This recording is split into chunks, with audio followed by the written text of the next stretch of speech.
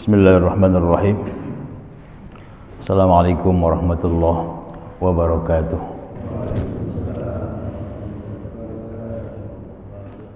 Innal hamdalillah nahmaduhu wa nasta'inuhu wa nastaghfiruh wa na'udzu billahi min shururi anfusina wa sayyiati a'malina.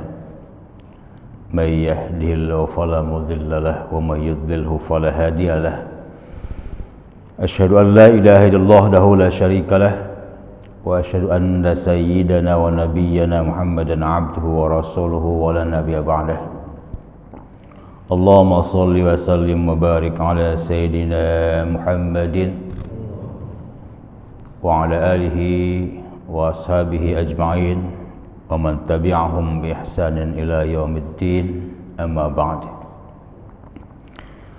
Bapak sekalian yang saya hormati, puji syukur senantiasa kita panjatkan kepada Allah Subhanahu wa taala. Alhamdulillah di akhir Syawal masih Allah berikan kita kesempatan, kesehatan untuk senantiasa terus meningkatkan amal ibadah kita pada Allah Subhanahu wa taala. Mudah-mudahan nikmat sehat, nikmat kesempatan betul-betul kita gunakan maksimal sebelum nanti kerepotan akan datang pada kita sekalian. Syukur alhamdulillah, waktulah yang kita atur, bukan kita diatur waktu. Dunia yang kita atur, bukan dunia yang mengatur kita. Bismillah, mudah-mudahan tentu kita semuanya kelak diselamatkan Allah Subhanahu wa taala. Amin ya rabbal alamin. Selawat iringan salam senantiasa tercurahkan pada Nabi kita Muhammad sallallahu alaihi wasallam. Mudah-mudahan kita semuanya dengan kekurangan yang banyak, dengan kelemahan yang banyak, perilaku yang jauh dari perilakunya Rasulullah sallallahu alaihi wasallam, tidak menjadikan kita semuanya pesimis, namun tetap terus berharap mudah-mudahan dengan kelemahan yang ada kita diakui sebagai umat Rasulullah sehingga mendapatkan syafaat kelak di yaumil qiyamah. Amin. Amin ya rabbal alamin.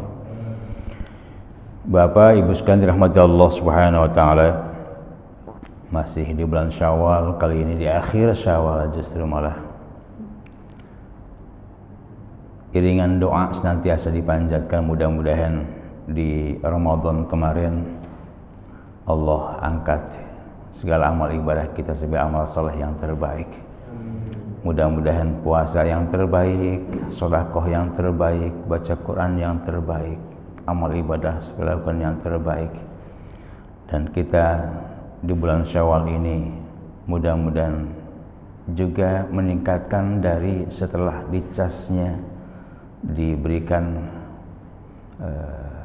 semangat di bulan Ramadan, idealnya di Syawal juga semakin meningkat idealnya, karena Syawal mempunyai makna irtafa ya, atau murtafa.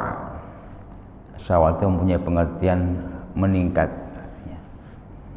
meningkatkan amal ibadah pada kita, meningkatkan taqarrub kita, meningkatkan belajar kita, meningkatkan sholat kita dan sebagainya. Ini di bulan Syawal. Alhamdulillah kita orang-orang yang mudah-mudahan terpilih jadi orang-orang yang meningkatkan kualitas ibadah pada Allah. Karena salah satu di antara ciri amal ibadah yang diterima Allah Subhanahu wa taala adalah amal ibadah yang senantiasa setidaknya terus melanjutkan mudawamah, kebiasaan-kebiasaan yang dilakukan di bulan Ramadan lanjut di bulan Syawal dan berikutnya. Halo ya, insyaallah mudah-mudahan semakin meningkat ya Pak ketakwaan kita pada Allah. Amin. Secara pribadi pun saya mohon maaf yang sebesar-besarnya jika dalam setiap kegiatan subuh Ahad ini ada kekurangan, kalau ada kesalahan pun mohon maaf yang sebesar-besarnya. Bismillahirrahmanirrahim. Melanjutkan kajian belajar kita dengan kitab Nasaihul Ibad yang sempat di pertemuan yang lalu sebelum Ramadan, bahkan ini belum berakhir dari maqalah yang ke-27 masih. Warawiya, dan diriwayatkan oleh Ad-Dailami annahu sallallahu alaihi wasallam, sesungguhnya Rasulullah sallallahu alaihi wasallam qala, bersabda Rasulullah, tarkud dunya asarrun minas sabri wa ashaddun min khatmis suyufi fi sabilillahi wa la yatrukuha ahadun illa a'atahu Allahu misla ma yu'ti syuhada. Perihal kegiatan pengajian setiap Ahad yang ketiga ini adalah belajar menata hati. Sekali lagi, belajar menata hati, konsep hidup yang sebenarnya, berharap hati yang bersih, hati yang selamat. Di sini Rasulullah SAW pernah bersabda yang diriwayatkan oleh Ad-Dailami, tarkud dunya, meninggalkan kecintaan kepada dunia, asar minas sabri, lebih pahit daripada kesabaran. Ada yang mempunyai makna adalah apa yang buah yang sangat pahit itu, bertekoli ya, bertekoli. Ada ya Pak, lebih pahit dari itu. Ini meninggalkan kecintaan kepada dunia itu lebih pahit, mempunyai makna lebih sulit Pak, lebih sulit. Baju pengen bagus ya, wajar ya. Rumah pengen bagus, kendaraan pengen bagus, uang pengen cukup. Ini termasuk bukan kita berharap kecintaan dunia, tapi menjadi sebuah kebutuhan untuk kita. Yang dimaksud mencintai dunia itu, urusan dunia lebih dikejar-kejar sehingga meninggalkan urusan akhirat. Siapa yang enggak butuh dengan dunia? Butuh, tapi kebutuhannya buat kehidupan akhirat, sehingga dunia mazra'atul akhirah, bahwa dunia adalah tempat kita bercocok tanam dan menanam nanti, memanen nanti ketika di akhirat. Meninggalkan dunia ini berat, sangat berat, bahkan wa asyaddun, lebih keras, lebih dahsyat, min khatmis suyufi, dari tebasan pedang. Tebasan pedang ini sangat sakit, sangat pedih, sangat perih, lebih perih daripada tebasan pedang. Lalu bagaimana kita menyikapi dunia yang ada selama ini? Jadikan kenikmatan dunia, jadikan rezeki yang Allah berikan kepada kita tidak semata-mata kita hanya untuk kepuasan, kemewahan kehidupan dunia, tapi justru diambil manfaat yang terpenting untuk kemanfaatan akhirat. Dengan kaya, uang yang banyak, bisa bersedekah, bisa berbagi. Dengan adanya kita kendaraan, bisa juga berbagi kenikmatan dengan yang lain jika dibutuhkan oleh orang lain. Kesiapan ini perlu ada dalam diri kita, yang tidak hanya untuk memikirkan dirinya sendiri. Bapak Ibu sekalian dirahmati Allah Subhanahu wa taala, ada nanti ketemu sebuah hadis Rasulullah SAW bahwa khaffifil himla fa innal aqabata ka'ud. Ringankan beban urusan dunia, mahmulaka fid dunya, ringankan urusan dunia, fa innal aqabata ka'ud, karena nanti kelak seorang akan menanjak dengan yang tinggi, tanjakan yang sangat tinggi dan sulit untuk ditempuh. urusan-urusan di mana Allah berikan rezeki pada kita sekalian. Urusan Allah berikan fasilitas buat kita. Kenikmatan yang Allah berikan kepada kita tidak hanya untuk kita jika seandainya memang yang Allah berikan kepada kita jauh lebih dari itu. Pertemuan yang lalu pernah disampaikan bahwa jangankan di benda, jangankan di rumah, mungkin barangkali rezeki yang Allah berikan kepada kita itu ada bagian untuk orang lain. Wa fi amwalihim haqqun lis-sa'ili wal mahrum. Ada hak-hak orang lain. Jadi rezeki yang Allah berikan kepada kita itu dikurangi, diberikan pada orang-orang yang berhak untuk menerimanya. Ini bicara tentang tarkud dunia, meninggalkan urusan kecintaannya kepada dunia. Jangan silau dengan kenikmatan-kenikmatan yang Allah berikan kepada orang lain. Jangan kemudian iri bahkan dengan kenikmatan-kenikmatan yang Allah berikan kepada orang lain. Allah sudah takar rezekinya masing-masing. Gak akan pernah selesai ya, gak akan pernah selesai urusan dunia. Inilah subhanallah, kalau seandainya semua kaum muslimin baik seperti ini, saling berbagi satu dengan yang lain, maka rasanya fakir miskin ini hampir nyaris tidak ada, akan sulit ditemui. Anak yatim diambil di rumah ya, diasuh.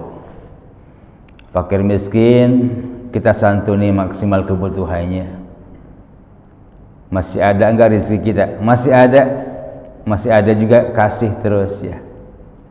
Rasulullah pernah menggandeng tangan Abu Dzar, akhidun ibiyadihi Abu Dzar. Rasulullah suatu hari pernah memegang tangan Abu Dzar keluar rumahnya. Pas keluar rumahnya, Abu Dzar kemudian ditanyakan, wahai Abu Dzar, kata Rasulullah, kamu punya makanan hari ini? Punya ya Rasul. Untuk besok punya?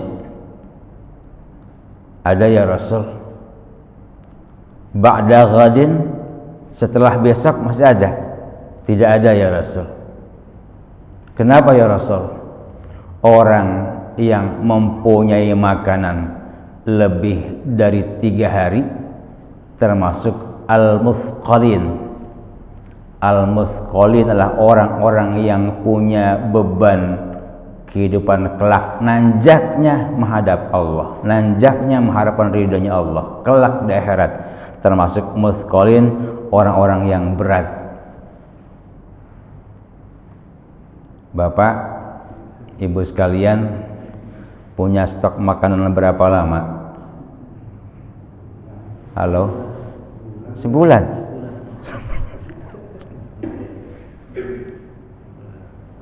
Ada golongan al-mukhiffin, ada golongan al-muthqalin, Pak.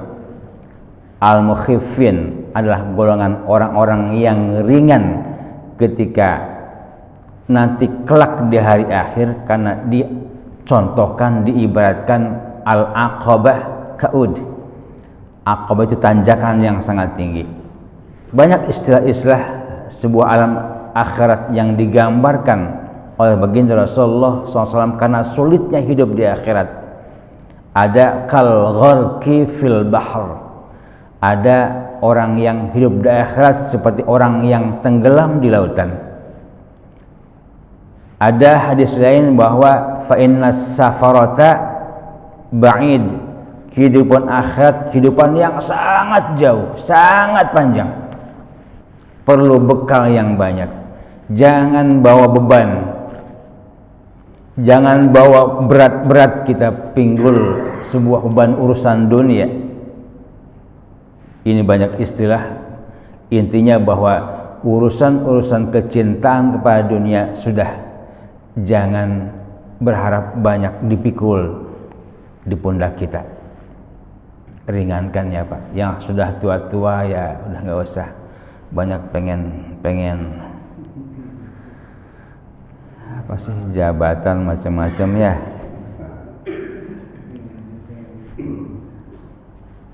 Sudah tua ya sudah. Ada sebuah syair yang mengatakan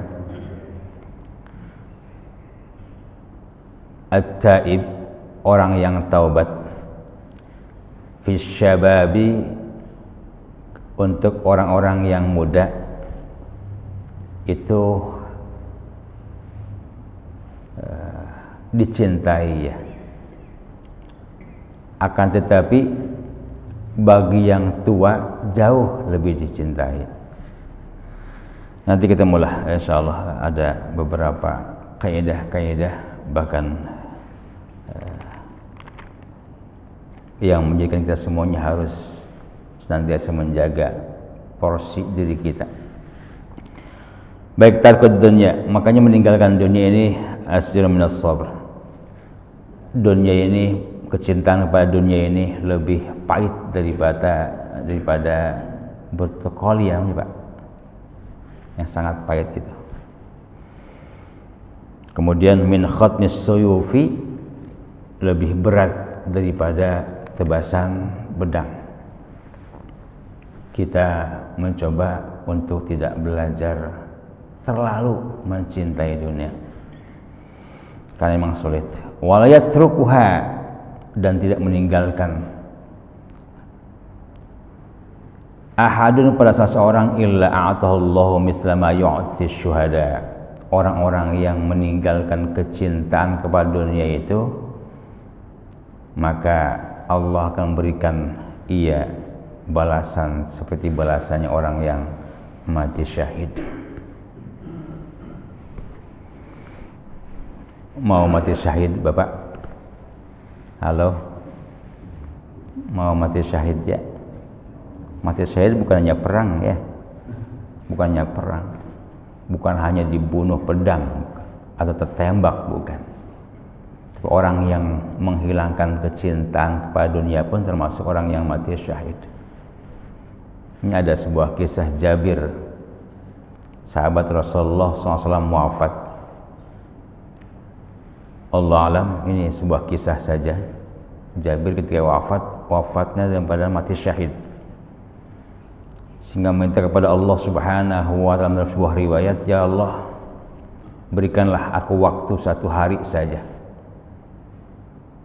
kembalikan saya ke dunia. Untuk apa? Ini sebuah dialog. Untuk apa? Untuk menceritakan bahwa orang yang mati syahid itu enak, tak terasa sakit ketika dicabut nyawanya, tak terasa sakit, dan bahkan nikmatnya di alam barzah. Ingin menceritakan seperti itu. Kata Allah, enggak usah, biar nanti aku ceritakan dan aku wahyukan kepada baginda Rasulullah sallallahu alaihi wasallam. Di antara wahyu Allah, wala taqulu liman yuqtalu fi sabilillahi amwat bal ahya, bahwa orang-orang yang mati dalam keadaan terbunuh atau mati yang syahid itu hakikatnya mereka hidup, dan hidup mereka tidak tersiksa, tidak tersiksa. Subhanallah. Hadirin yang dirahmati Allah Subhanahu wa ta'ala, jadi orang yang meninggalkan kecintaannya kepada dunia ini akan Allah berikan balasan dengan balasan seperti halnya orang yang wafat dalam keadaan syahid. Wa tarkuha, dan cara meninggalkan hubbud dunia. Ini trik-triknya Rasulullah kasih trik buat kita, setidaknya bisa mengurangi kecintaan kepada dunia.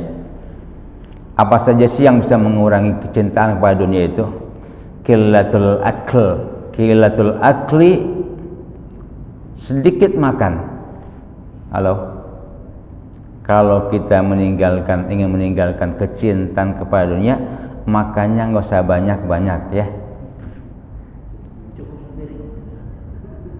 Secukupnya Pak. bukan sedikit-sedikit makan. Makannya sedikit, Pak. Ya. Jadi makan untuk hidup, ya. Bukan hidup untuk makan. Makannya sedikit, Pak.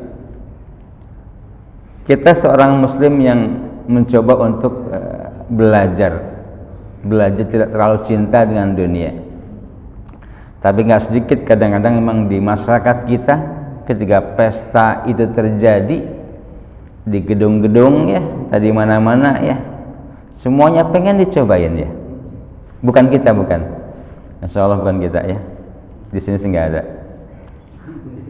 Jadi kita datang sebuah pesta, di sana ada soto, ada semacam-macam ya.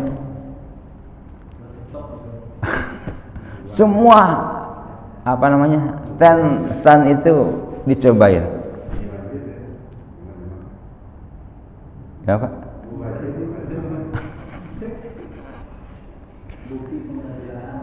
Katanya sayang, mumpung lagi ada. Jadi orang yang cinta, orang yang menghilangkan rasa cintanya dengan dunia, mencoba belajar untuk sedikit makan. Wasyaba'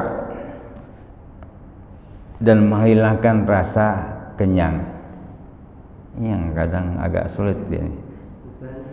Susah. Kalau kita suruh bertamu ke tempat orang, yang kenyang Pak, yang kenyang gitu ya. Nambah, masih banyak sayang. Ini agak sulit akhirnya. Padahal perintah ini perintah Rasulullah ini. Hilangkan kenyang. Kurangi paling tidak. Ada istilah orang mengatakan makanlah ketika lapar, berhenti sebelum kenyang. Ini bukan hadis bukan ya. Ada bukan hadis dhaif. Ada sebuah kaum mengatakan nahnu qaumun la na'kulu hatta najua. Kami sebuah kaum yang enggak makan kecuali dalam keadaan lapar. Wa idza akalna dan ketika saya makan la nashba, maka kami semua enggak menjadi makanan yang saya makan menjadi kenyang. Dari kaidah dari matan hadisnya bagus. Ada yang mengatakan sanadnya lemah. Ini bukan qaul Rasulullah. Nahnu qaumun la na'kulu hatta najua. Wa idza akalna la nashba. Hadirin yang dirahmati Allah Subhanahu wa taala. Ini belajar kita untuk bersama-sama tidak terlalu mengurangi rasa cintanya kita dengan dunia. Qillatul akli wasyaba. Qillatul akli, sedikit makan dan hilangkan kenyang. Ada sebuah kajian Al-Ghazali mengatakan bahwa orang yang memang kenyang perutnya ini akan menghilangkan kecerdasan, Pak. Orang yang kenyang makannya, saking kenyangnya atau dia kenyang makannya, ini akan menghilangkan kecerdasan. Ngantuk ya. Ngantuk, malas. Ngantuk, malas, tidur. Bangun tidur, lapar lagi. Makan lagi, ngantuk lagi, tidur lagi. Ini falsafah Mbah Surip ya.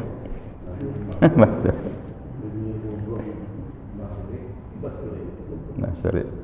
Jadi usahakan kita coba belajar Pak nih. Belajar buat saya juga. Ayo mari belajar menghindari kekenyangan. Apalagi sih kita lihat kadang orang yang kenyangan sampai buka baju ya. Wah, dapurnya besar. Dia kipas-kipas kayak milik dia aja kerajaan. Masya Allah. Ini enggak dicontohkan Rasul. Bahkan enggak suka orang yang seperti ini. Terus gimana Pak? Ya sedikit-sedikit pelan-pelan lah. Saya nggak mengatakan yang gemuk ini banyak makan, enggak ya, enggak. Karena enggak sedikit orang yang gemuk juga makannya sedikit, Pak.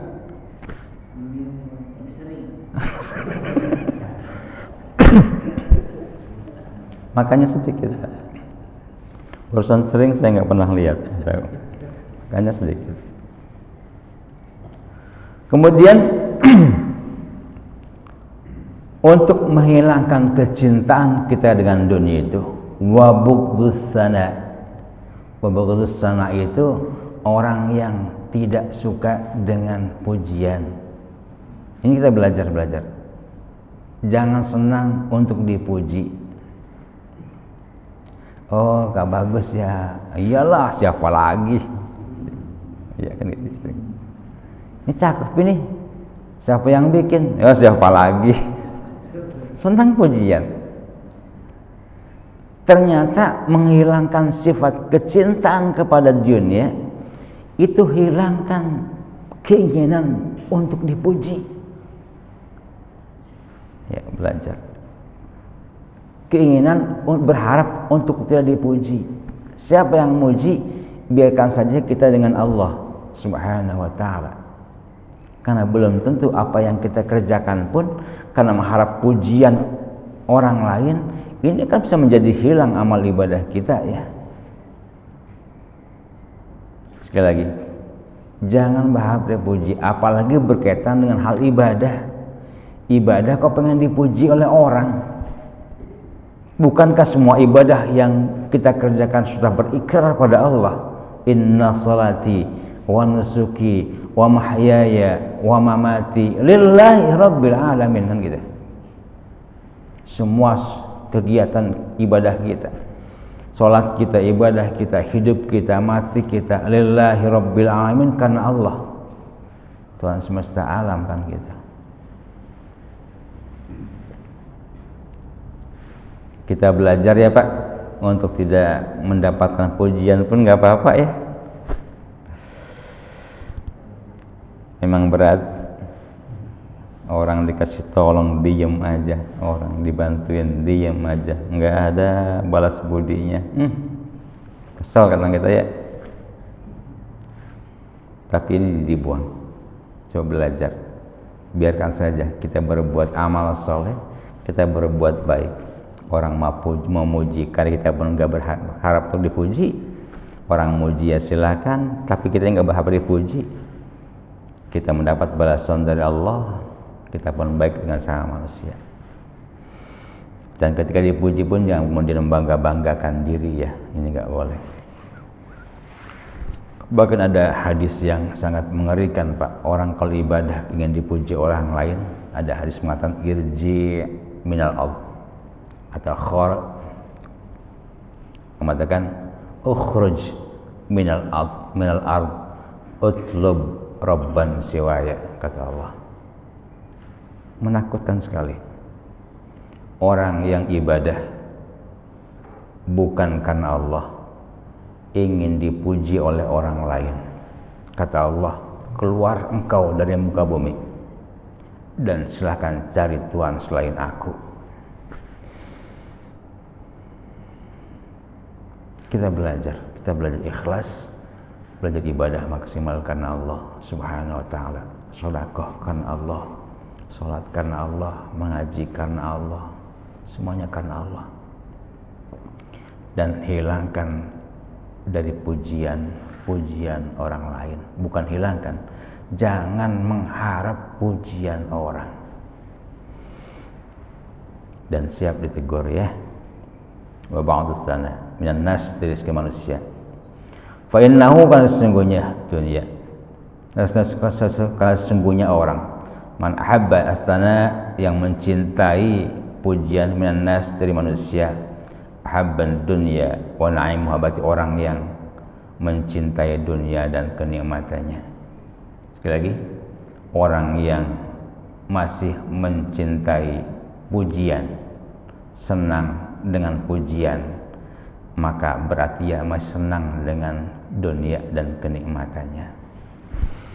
Yang diperoleh ya kenikmatan dunia saja. kenikmatan akhirat tidak diperoleh.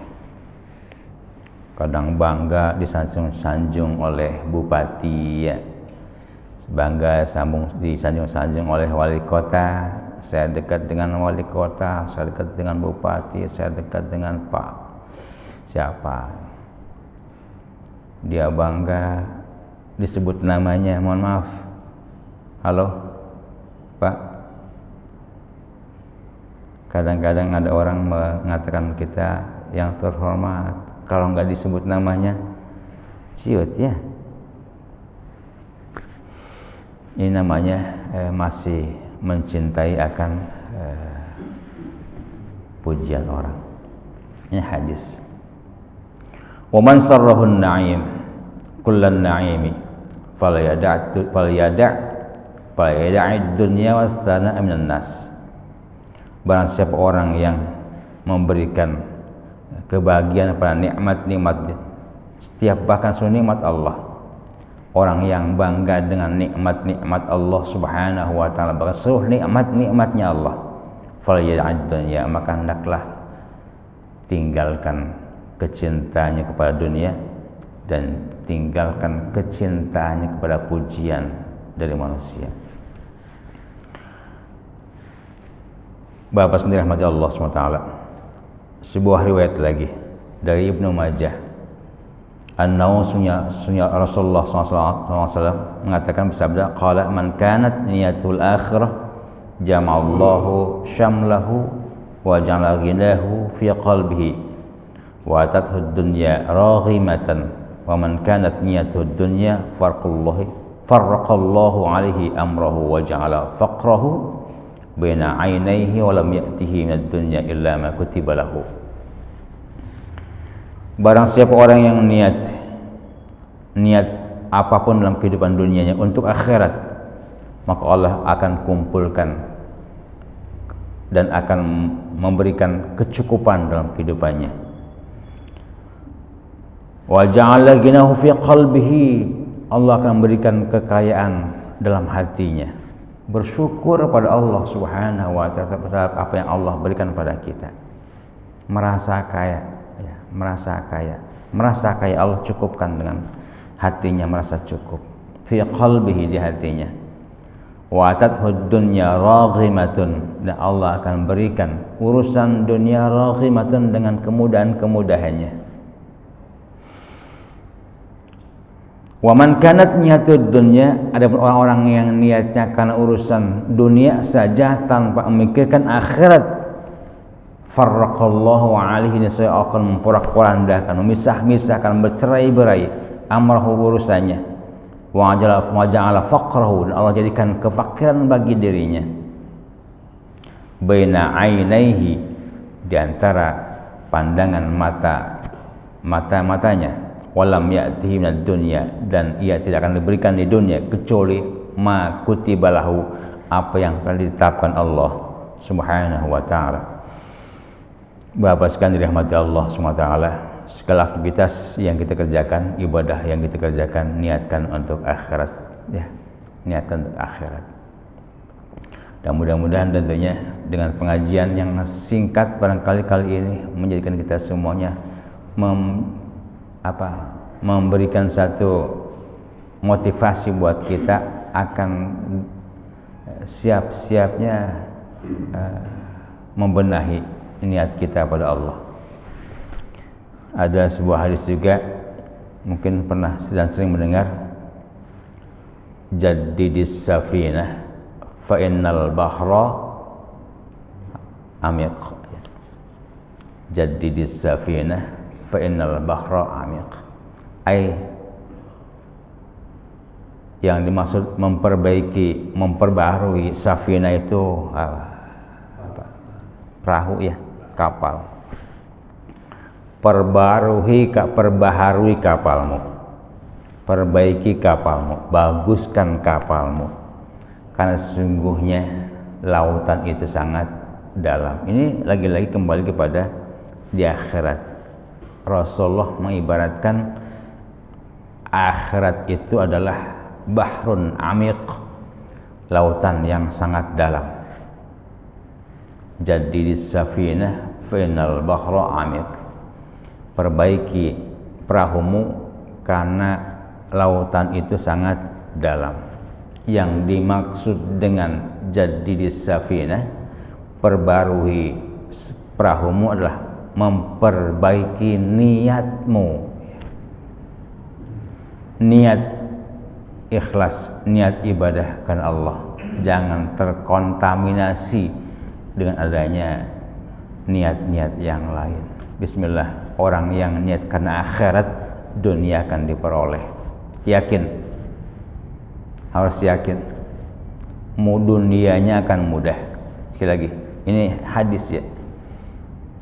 Orang yang niatnya ikhlas semata-mata untuk akhirat, kehidupan keselamatan dirinya, niscaya dunianya akan diperoleh dengan kemudahan.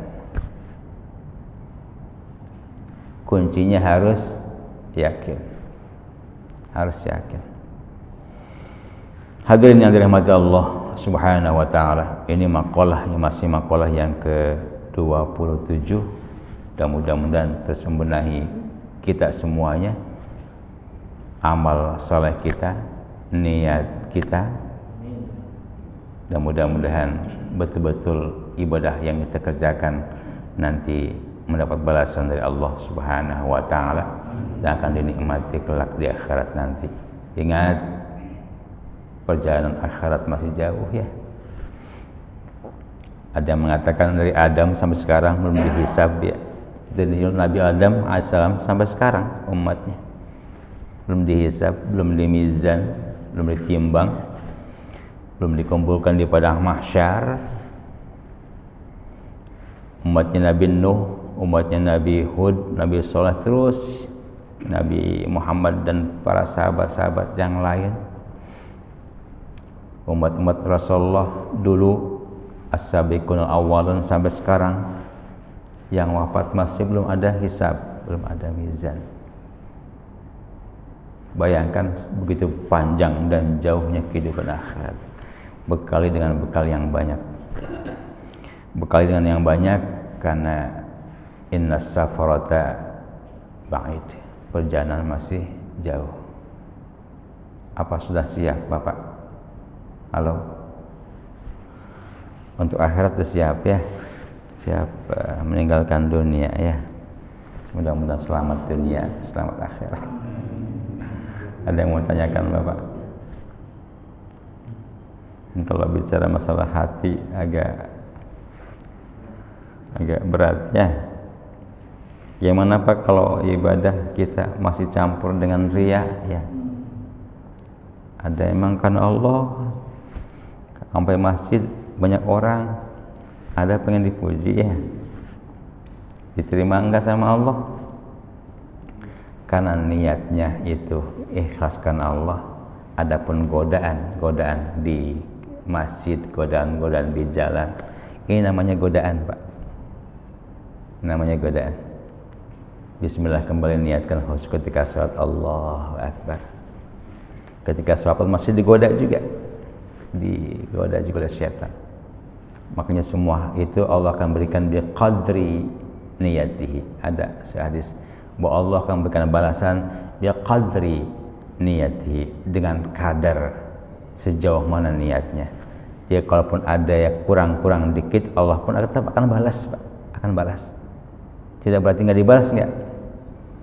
Berangkat dari rumah ke sini ke masjid, niat ikhlas ibadah pada Allah, niat mau ngaji ibadah pada Allah.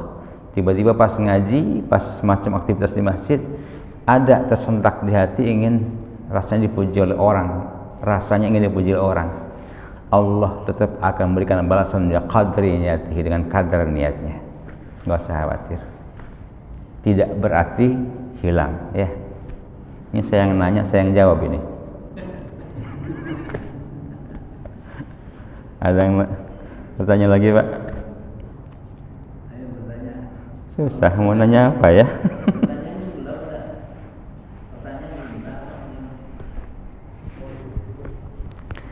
Oke, kalau memang sudah cukup rasanya. Berat. Karena hidupnya di dunia. Dunia. Lagi-lagi kembali kesimpulan, Pak, kesimpulan ini, maaf, kembali kesimpulan. Kalau Bapak atau kita semuanya beramal soleh, tiba-tiba ada ingin pujian oleh orang lain, niatkan di awal, ikhlaskan Allah. Adapun godaan-godaan di jalan, godaan-godaan ketika melaksanakan kegiatan amal ibadah, ternyata ada harapan pujian, tetap Allah akan balas biqadri niatin, kadar niatnya. Jangan kemudian percuma pengen dipuji oleh orang, enggak juga. Percuma sholat kalau ingin dipuji oleh orang, enggak juga. Allah akan berikan balasan sesuai dengan kadar niatnya. Ini saja barangkali kajian Ahad di pekan yang ketiga di bulan Syawal, akhir Syawal, sekarang tanggal 30 Syawal masalah. Dan mudah-mudahan memberi motivasi buat kita lebih maksimal lagi ibadah pada Allah Subhanahu wa taala, yang rajin salatnya, rajin ngajinya, karena salat terlebih ngaji ini hakikatnya rontoknya dosa-dosa yang kita lakukan. Hadani Allah wa iyyakum ajma'in. Wa'alaikum. Assalamualaikum warahmatullahi wabarakatuh.